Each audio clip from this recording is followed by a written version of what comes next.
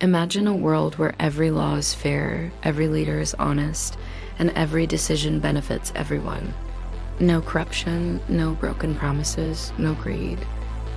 It sounds like paradise, but also like fantasy. For thousands of years, humanity has experimented with different ways to govern itself, from kings and emperors, to parliaments and presidents, to revolutions and republics. And yet, every system, no matter how celebrated, has flaws. In the modern West, democracy is hailed as the best we have, but is that the same thing as the best possible? Or have we simply stopped looking for something better? Welcome to Lazy Animal. Sit back and relax, and I will tell you a story. Let's dive right into today's video.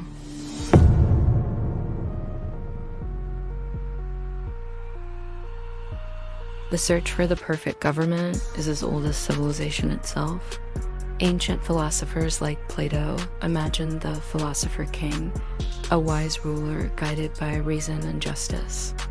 Others believed that the will of the people, expressed through votes, would keep tyranny at bay. History has tested all kinds of rulership. None have emerged flawless. Why? Because at the core of every political system is us. Imperfect, emotional, ambitious, self-interested humans. We carry our flaws into every institution we build, which raises a question: is it the system that fails, or the species running it?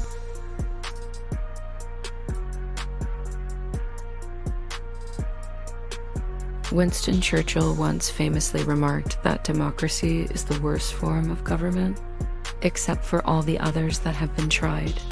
Democracy is often spoken of as the crown jewel of political evolution, a system where the people themselves hold the reins of power. It replaces violence with votes, giving each citizen a voice. At its best, it prevents tyranny by ensuring that no single person or group holds power for too long. But beneath these ideals lies a more complicated reality, one shaped by human nature itself. We are, after all, animals.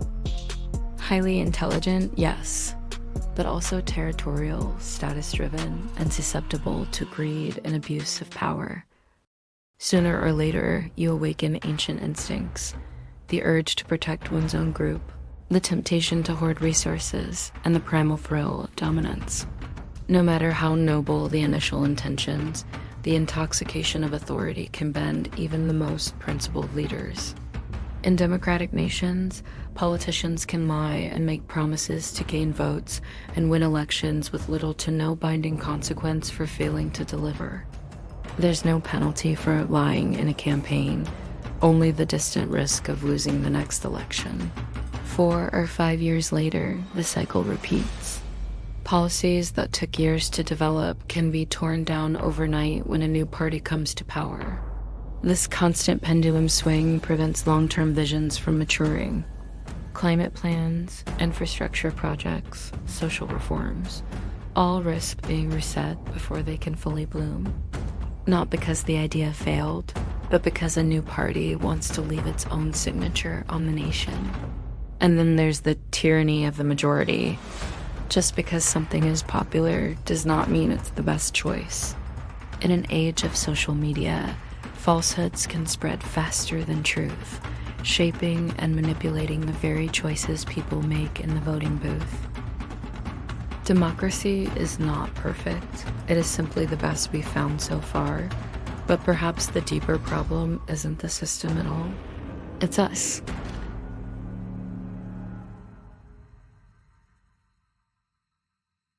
If democracy is flawed, what else is on the table? History offers a gallery of alternatives, each with its own promise and its own dangers. Here's a quick summary of the menu. Monarchy. Power rests in the hands of a king, queen, or emperor. In an absolute monarchy, the ruler's word is law, but power is inherited, which makes a country dependent on whether a random born is a suitable leader. Dictatorship. One individual holds complete power, often gained through force. The advantage is efficiency. Zero debates, no delays. But the risk is immense. If the leader's vision turns dark, there's no lawful way to stop them. Oligarchy, a small elite, controls the state, whether through wealth, military power, or family ties. Decisions can be stable and long-term, but they often serve the interests of the few over the many. Theocracy, rule by religious authority. Laws are rooted in sacred texts, providing moral clarity and unity for believers. But for those outside the faith, it can be oppressive, even dangerous. One-party state, a single political party, dominates all governance. It avoids the chaos of constant elections and policy reversals, but also eliminates political competition and dissent. Aristocracy, governance by a class of nobles, or the best, at least in theory. Historically, it concentrated wealth and privilege, creating vast inequality. Anarchy, the absence of any central authority. Advocates see it as pure freedom, but in practice, it often leads to power vacuums where the strongest or most ruthless dominate. Kleptocracy, government as a business, but the business is theft. Leaders plunder resources for personal gain, leaving citizens in poverty. Every one of these systems has worked in some form somewhere for a time, and every one of them has eventually revealed its cracks. Which begs the question, can we build something truly better? Or are we doomed to cycle through the same flawed options forever?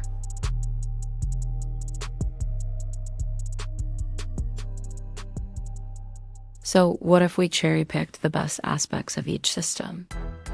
A government where laws require popular support, but leaders are chosen for competence, not charisma. A system where corruption is punished instantly and transparently, where policies are shielded from political mood swings, giving ideas decades to develop before being judged. It's not impossible to imagine, but creating such a hybrid would demand radical changes in how we view power.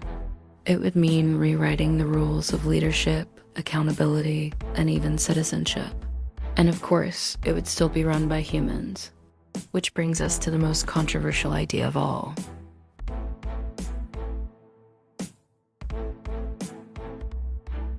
What if the problem isn't the design of the system, but the fact that humans are running it?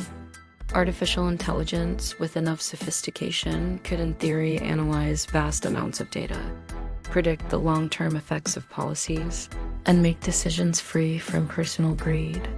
An AI government can optimize resource distribution, balance budgets without favoritism, and even rewrite laws to adapt instantly to new challenges. No campaign lies, no partisan bias, just pure calculated governance. But would such a system respect human rights? Or would we become subjects to an uncaring algorithm that prioritizes efficiency over compassion? Would humanity willingly kneel before a machine as its ultimate ruler, or would it require force? In the eyes of such an AI, democracy might be seen as an outdated luxury, a slow, messy relic of a less efficient age. And perhaps the most unsettling question, once an AI had absolute control, could we ever take it back?